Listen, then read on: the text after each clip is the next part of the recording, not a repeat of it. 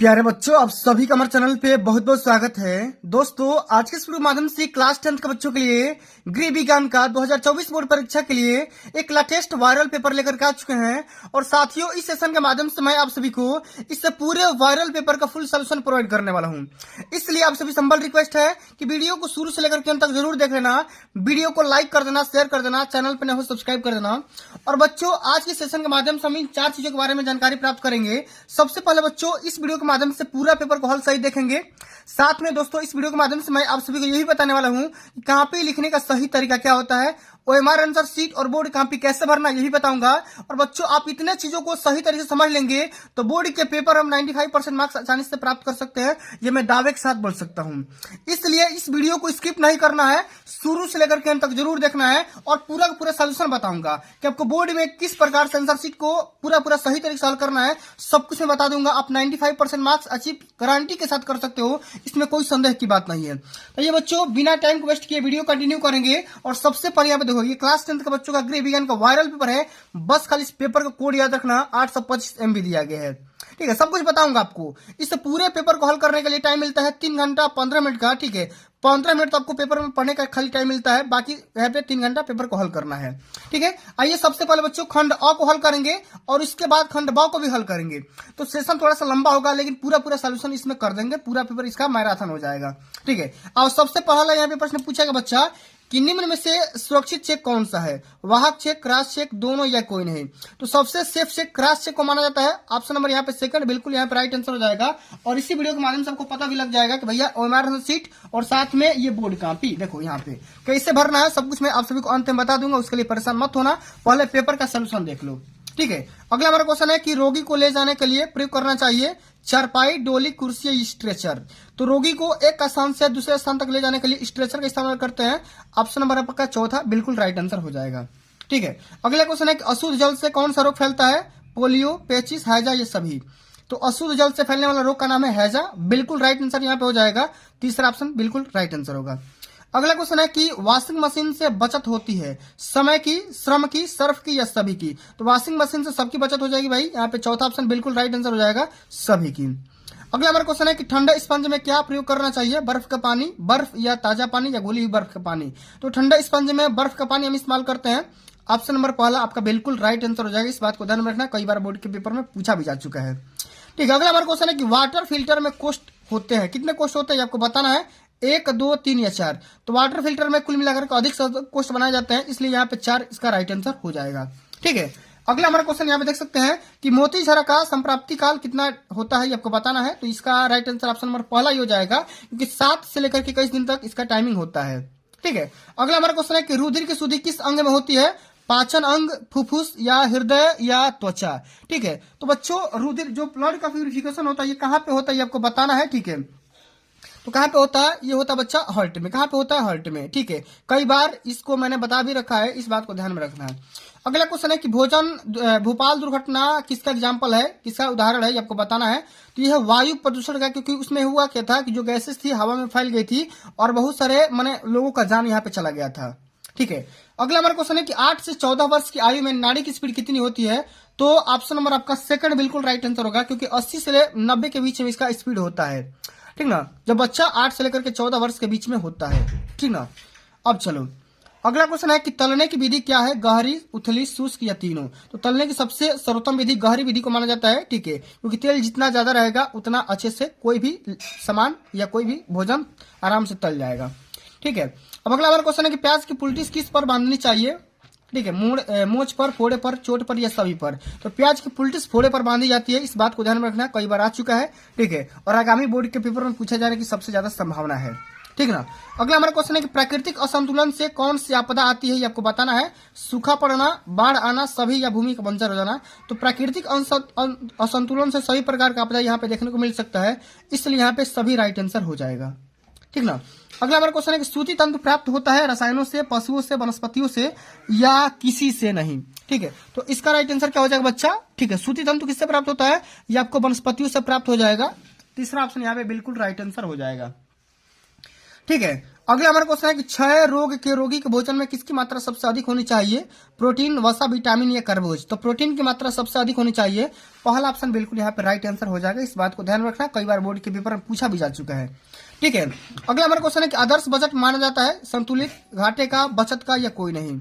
ठीक है, आदर्श बजट कब माना जाता है? जब बचत जो है, जो भी आपका बजट होगा वो किस प्रकार का बजट होगा? संतुलित होगा या बचत का होगा? ठीक है, तो कई बार हमने बता भी रखा है। ठीक है, तो बचत का होना चाहिए। ठीक है, तब जाकर के आदर्श बजट माना जाएगा। ठीक है, चलो अब यहाँ पे देखो अगला जो हमारा क्वेश्चन बच्चा यहाँ पे, ठीक है, कि चेचक रोग कैसे फैलता है? ठीक है, चेचक रोग किसके द्वारा फैलता है आपको बताना है। जल के द्वारा, रक्त के द्वारा, वायु के द्वारा या भोजन के द्वारा? तो चेचक किसके माध्यम से फैलता है? तो चेचक बच्चों आप सभी लोग को यहाँ पे वायु की तरफ फैल जाएगा। ठीक है, किसके माध्यम से? वायु के द्वारा, छींकने से या खांसने से फैल जाता है। ठीक है, अगला हमारा क्वेश्चन है कि भोजन कक्ष की देसी शैली में खाते समय खाना रखने के लिए कक्ष में क्या होना चाहिए? तो कक्ष में कुर्सी, मेज, छोटी चौकी या पाटा? तो पाटा इसका राइट आंसर होगा, क्योंकि खाना को रखने के लिए पाटा या रैक का इस्तेमाल करते हैं। इस बात को ध्यान में रखना। ठीक है, अगला क्वेश्चन है कि शरीर की बाह्य सतह पर पाए जाने वाले कंकाल को क्या कहेंगे? तो वाह्य मतलब क्या होता है? बाहरी। तो वाह्य यहाँ पे वाह्य सही हो जाएगा। ठीक है, बाह्य सतह पर पाए जाने वाले कंकाल को वाह्य कंकाल कहा जाता है।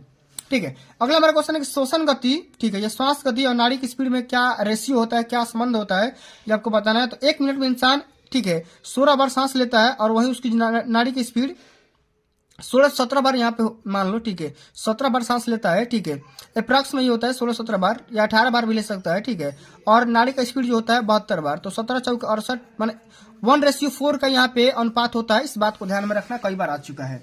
ठीक ना, अब चलो बच्चों स्टार्ट कर लेते हैं खंड व, जो कि very very most important session है और ये बोर्ड के पेपर में 50 नंबर का पूछा जाता है। इस बात को ध्यान में रखना और आप यकीन रखिए कि इस पूरे पेपर को ध्यान में रख लेते हैं, समझ लेते हैं, तो आज के सेशन का टारगेट है 70 में 70 स्कोर कर पाओगे और 95% पाने का सपना भी आपका साकार हो जाएगा। मैं गारंटी ले सकता हूँ। ठीक ना, आओ अगला हमारा क्वेश्चन है कि सबसे पहले निर्देश को पढ़ लेते हैं कि प्रश्न संख्या 21 से 26 तक अति लघु उत्तरीय प्रश्न दिया गया है और प्रत्येक प्रश्न 25 शब्द में देना होगा। 2 नंबर का है सेक्शन। ठीक है, आराम से करेंगे।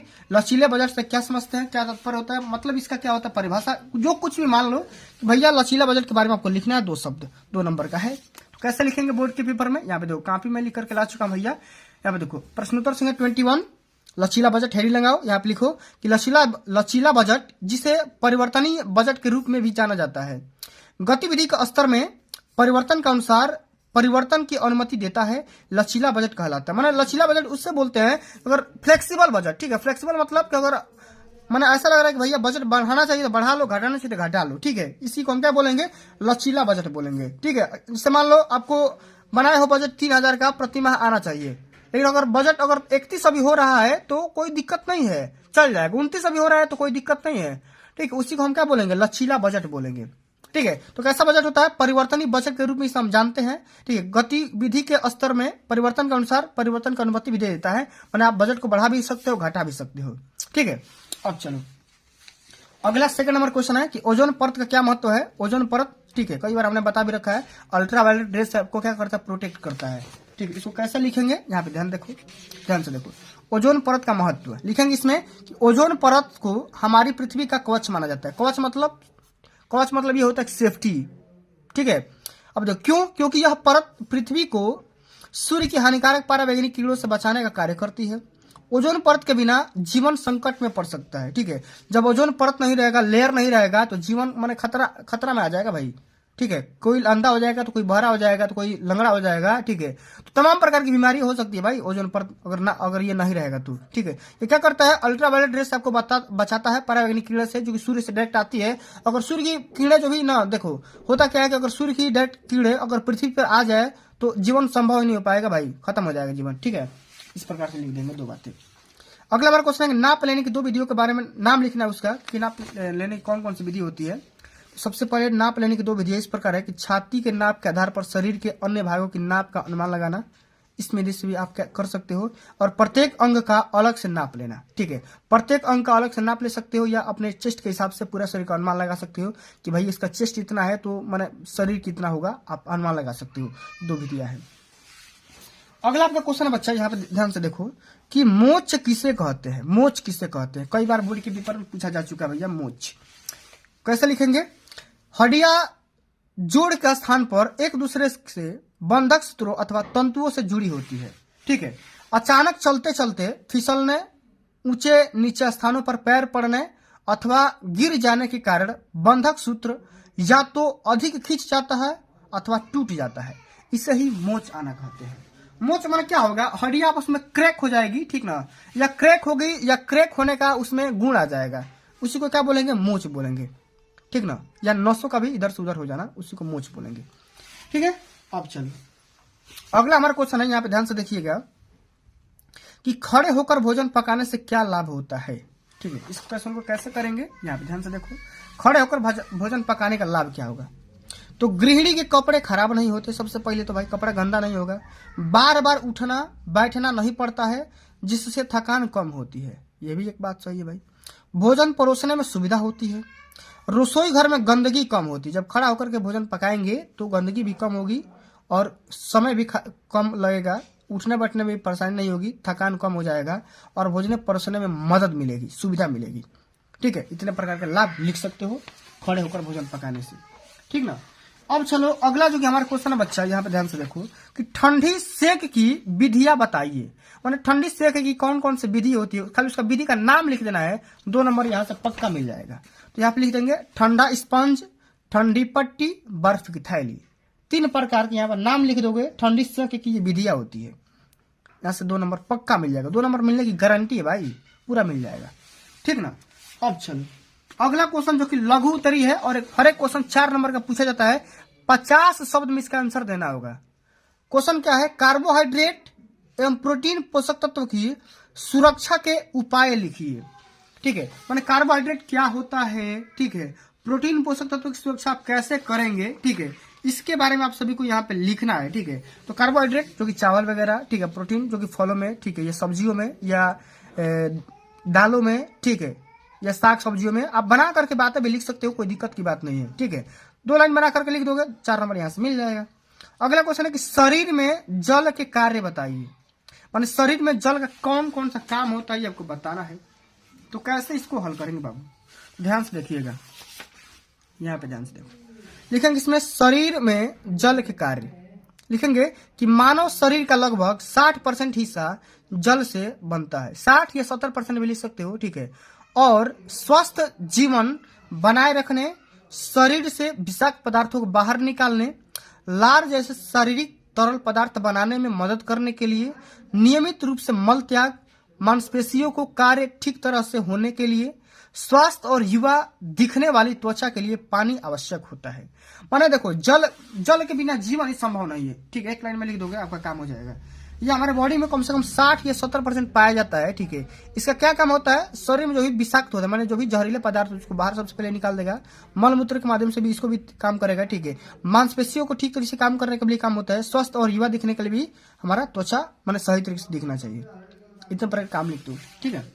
अब चलिए अगला आपका क्वेश्चन है, यहाँ पे देखो ये वाला क्वेश्चन कि यदि एक साइकिल का क्रय मूल्य 1600 रुपया है तो इसका विक्रय मूल्य 2000 है, तो लाभ का परसेंटेज बताइए, ठीक है। तो बच्चों यहाँ पे कैसे इसको हल करेंगे, ठीक है, यहाँ पे देखिएगा, इसका क्रय मूल्य दिया गया है, क्या दिया गया है बाबू, क्रय मूल्य दिया गया है 1600 रुपया और विक्रय मूल्य भी दिया गया है 2000 रुपया। तो बच्चों यहाँ पे लाभ हो जाएगा कितना, विक्रय मूल्य माइनस क्रय मूल्य, तो 2000 माइनस में 1600, ठीक है। तो ये क्या हो जाएगा, 400 रुपया तो आपको यहाँ पे प्रॉफिट हो गया, लेकिन आपको परसेंटेज लाभ निकालना है बाबू। तो परसेंटेज लाभ आप कैसे निकालेंगे, दिख रहा है कि नहीं दिख रहा है भाई, नहीं दिख रहा है तो कलम का दूसरा इस्तेमाल कर ले रहे हैं। परसेंटेज लाभ होता है लाभ 100 बटे में क्रय मूल्य। अच्छा लाभ कितना हो गया, ये आपको 400 रुपया, 100 बटे में क्रय मूल्य कितना है 1600 रुपया, तो 4 बार में कैंसिल आउट और 4 से 25 बार में कैंसिल आउट, माने क्या हो जाएगा 25% ये आपका लाभ निकल करके आ जाएगा, जो कि परसेंटेज लाभ होगा। और ये क्वेश्चन 4 नंबर का है, ठीक है, कितना नंबर का है, 4 नंबर का, ठीक है। बहुत ही सिंपल सा क्वेश्चन, आसानी से कर सकते हो, इसमें कोई दिक्कत की बात नहीं है। अगला हमारा क्वेश्चन है बच्चा कि खपच्ची का प्रयोग कब और क्यों किया जाता है, very very most important question है, 4 नंबर का यह भी है। कैसे हल करेंगे, यहाँ पे देखो, इसमें लिखेंगे, ठीक है, कि दुर्घटना होने पर टूटी हुई अस्थि को सहारा देने व स्थिर रखने के लिए अस्थि भंजन में खपच्चियों का प्रयोग किया जाता है। बस इतना लिख दोगे 4 नंबर मिल जाएगा। ठीक है, इसका यही काम होता है कि जब हड्डियां टूट जाती है, क्रैक हो जाती है, तो सबसे पहले हड्डियों को तो सबसे पहले उसको स्थिर रखेगा, कांस्टेंट रखेगा कि भैया हड्डी आपस में हिले डुले ना, ठीक है, ताकि डिस्टर्ब ना हो। ठीक है, और साथ में सहारा भी देगा। ठीक ना। अब चलो अगला हमारा क्वेश्चन है कि भोजन पकाने के क्या उद्देश्य है, समझाइए। मैंने भोजन क्यों पकाते हैं, ठीक है, इसके बारे में हमको बताना है। तो कैसे हल करेंगे, कैसे लिखेंगे, यहाँ पे देखो। इसमें लिखेंगे कि भोजन पकाने के निम्नलिखित उद्देश्य है, हेडिंग लगा करके। सबसे पहला, भोजन को सुपाच्य बनाना, भोजन को स्वादिष्ट बनाना, भोजन को आकर्षक बनाना, भोजन को कीटाणु रहित बनाना और संरक्षण करना। इतने प्रकार के उद्देश्य होते हैं। 4 ही लिखोगे तो 4 नंबर मिल जाएगा। अधिक भी लिख दोगे तो कोई अच्छा माने गड़बड़ नहीं होगा। ठीक है, पूरा नंबर मिलेगा। ठीक ना, इस तरीके से आपको कॉपी में लिखना है। ठीक है, अब चलो अगला जो हमारा क्वेश्चन है बच्चा, अगला क्वेश्चन यहाँ पे ध्यान से देखो, पूरा फुल सोल्यूशन बताएंगे भाई, एक भी क्वेश्चन को छोड़ेंगे नहीं। ठीक है, थोड़ा सा वीडियो लंबा बनेगा लेकिन परेशान मत होना। अगला क्वेश्चन है जो कि लॉन्ग आंसर टाइप क्वेश्चन है। 100 शब्द में लिखना है और एक हर क्वेश्चन 6 नंबर का है। 3 क्वेश्चन को हल करना है। पारिवारिक आय का क्या तात्पर्य होता है, पारिवारिक व्यय को प्रभावित करने वाले कारकों का वर्णन करिए। ये क्वेश्चन 6 नंबर का बोर्ड के पेपर में पूछा गया है। अगर आपको ये नहीं आ रहा है तो ये बताओ कि गृह गणित क्या है, इसके महत्व को समझाइए। तो दोनों में से किसी एक को हल करना है। तो मैंने तो इसको बहुत बार बता रखा है भैया कि पारिवारिक व्यय का क्या तात्पर्य है। ठीक है, तो आज की सेशन के माध्यम से हम समझेंगे गृह गणित क्या होता है, इसके महत्व को समझाइए। ठीक है ना, क्योंकि इस क्वेश्चन को मैंने बहुत बार समझा दिया। अगर आप नहीं देखे हो तो क्लास 10th होम साइंस का प्लेलिस्ट ओपन करोगे, गृह विज्ञान का प्लेलिस्ट ओपन करोगे तो सारा का सारा बहुत मतलब 100 वीडियो से अधिक आपको वीडियो मिल जाएगा। ठीक है, यहाँ पे देखो गृह गणित। अच्छा, गृह गणित क्या होता है, तो गणित अर्थात संख्याओं के विज्ञान को जब गृह कार्यों अथवा गृह व्यवस्था संबंधित क्रियाकलापों में इस्तेमाल किया जाता है तब इसे गृह गणित कहते हैं। माने घर के आपसी सामानों को जोड़ने के लिए, सब्जियों का पैसे वगैरह जोड़ने के लिए गृह गणित का काम किया जाता है। इसका इंपोर्टेंस क्या है, महत्व क्या है, ऑब्जेक्टिव क्या है, कैसे लिखेंगे। तो गृह विज्ञान की छात्राओं के लिए समान गणित का ज्ञान होना अति आवश्यक होता है। सही बात है भाई, अगर आप होम साइंस के स्टूडेंट हैं तो आपको मैथ भी आना चाहिए थोड़ा थोड़ा। आहार एवं पोषण विज्ञान, वस्त्र विज्ञान आदि का व्यवस्थित अध्ययन करने के लिए कुछ गणनाएं अवश्य ही करनी पड़ती है। गृह प्रबंध तथा पारिवारिक बजट के सैद्धांतिक अध्ययन एवं व्यवहारिक उपयोग के लिए भी गणित का ज्ञान होना अति आवश्यक है। इन तथ्यों को ध्यान में रखकर ही गृह विज्ञान की छात्राओं को गृह गणित के रूप में सामान्य गणित का शिक्षा प्रदान की जाती है। इस प्रकार गृहिणियों के लिए भी गृह गणित का ज्ञान होना अति आवश्यक एवं महत्वपूर्ण है। इस प्रकार से आप सभी को बोर्ड के पेपर में लिख देंगे तो आपको यहाँ पे 6 नंबर पूरा का पूरा नंबर मिल जाएगा, एक भी नंबर ना कटेगा। ठीक ना। अब चलो अगला हमारा क्वेश्चन है बाबू कि भोजन परोसने की विधियों का विस्तार से वर्णन करिए। मैंने भोजन परोसने की कौन कौन सी विधि होती है उसके बारे में बताना है। ठीक है, यहाँ पे लिखेंगे या तो ये करो, परोसने वाली विधि करो, नहीं तो ये बताओ कि रोगी का आहार तैयार करते समय किन किन बातों को ध्यान में रखना अति आवश्यक होता है, समझाना है। तो दोनों में से किसी एक के बारे में रखना है, ठीक है, हल करना है। तो मैंने इसके बारे में वीडियो बना रखा है भाई कि भोजन परोसने की कौन कौन सी विधि होती है। ठीक है, आइए समझ लेते हैं कि रोगी का आहार तैयार करते समय किन किन बातों को ध्यान में रखेंगे। ठीक है, यहाँ पे देखो, रोगी का आहार तैयार करते समय निम्नलिखित बातों को ध्यान में रखना चाहिए। कौन कौन? सबसे पहली बात, भोजन सफाई से स्टील या कलई किए गए बर्तनों में बनाए जाने चाहिए, और जो स्टील का बर्तन होना चाहिए या पेंट किया हुआ बर्तन होना चाहिए। ठीक है, भोजन इस प्रकार तैयार होना चाहिए कि उसके पौष्टिक तत्व जैसे प्रोटीन, खनिज, लवण, विटामिन आदि नष्ट न हो। ठीक है, भोजन डॉक्टर के निर्देशानुसार तैयार करना चाहिए। रोगी के भोजन में चटपटे मसाले, घी, तेल कम से कम यूज करना चाहिए भाई। ठीक है, और भोजन को स्वादिष्ट बनाने के लिए आवश्यकता अनुसार काला नमक व काली मिर्च का प्रयोग करना चाहिए। रोगी को अधिकतर हल्का भोजन जैसे खिचड़ी, डबल रोटी, हल्की हल्की फुल्कियाँ, पालक की सब्जी इत्यादि देना चाहिए। इतने प्रकार की बातों को हम ध्यान में रखेंगे। ठीक है, कब? रोगी का भोजन तैयार करते समय। अगर आप इस पूरे बात को लिख देंगे तो आपका 6 में 6 नंबर मिल जाएगा। ठीक है, एक भी नंबर ना कटेगा, पूरा का पूरा नंबर मिल जाएगा। ठीक है, 6 पॉइंट लिखोगे 6 नंबर मिल जाएगा। ठीक है, अब चलो अंतिम नंबर क्वेश्चन है कि घर में सिलाई करने से गृहिणी को क्या लाभ होता है, एक गृहिणी को इसका ज्ञान होना क्यों आवश्यक होता है। इसको कैसे लिखेंगे, इसको भी हम लिख देंगे भाई। ठीक है, एकदम ध्यान से समझिएगा, बहुत ही सिंपल सा क्वेश्चन है कि भाई घर में सिलाई करने से गृहिणी को क्या लाभ होता है। तो तो बहुत ही सिंपल सा क्वेश्चन है, आप आसानी से कर सकते हो। ठीक है, घर में गृहिणी से सिलाई कर, एक तो समय का बचत होता है। ठीक है, अपने डिजाइन के हिसाब से कपड़ा तैयार कर सकते हैं। ठीक है, बचे हुए कपड़े का इस्तेमाल कर सकते हैं। ठीक है, बचे हुए कपड़े का इस्तेमाल कर सकते हैं। अपने फिटिंग का कपड़ा सिल सकते हैं। ठीक है, इसी पर आप बातें बना करके आराम से यहाँ पे लिख दोगे तो आपका पूरा पूरा नंबर मिल जाएगा, एक भी नंबर ना कटेगा। ठीक है, तो बच्चों आज के लिए बस इतना ही। अगर ये वीडियो आप सभी को अच्छी लगी होगी, हेल्पफुल लगी होगी, तो वीडियो को लाइक कर देना, शेयर कर देना, चैनल पे नए हो तो सब्सक्राइब कर देना। ठीक है, तो बच्चों जल्द ही मिलते हैं अगली वीडियो में, तब तक के लिए जय हिंद, जय भारत, वंदे मातरम।